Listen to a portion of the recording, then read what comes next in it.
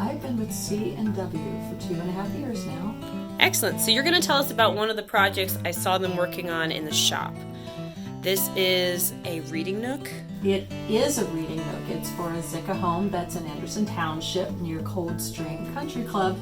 And this area was particularly important to the homeowner because this is where she wants to be cozy with her grandchildren and read books to them. A couple of things that I had to consider as it's in a window nook and how to transition from the room into the nook. She wanted recessed shelves to put the books on, and she wanted the bench to be wide enough and long enough so that she could just use a twin size mattress in it and not have to get a special cushion. And she wanted storage underneath. So this is what we did. We did these columns on the corner to turn, into the nook and then allow us to recess these bookshelves in here. This is her drawers here for storage. The platform is big enough for a twin bed mattress, which was really important to her. And then this just gives her the intimate area that she was looking for to spend time with her grandchildren.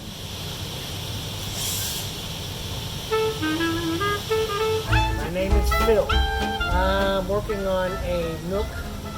It's a bench that goes inside of a nook, a cubby hole kind of a place. Cool, like where like a window would be, or just kind of tucked away? There's a window there. Walls come out from the window. Got some shelves on the side, some drawers in the bottom.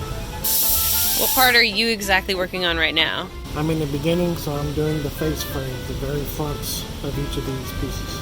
Well, I'll be back to check on things. Bye!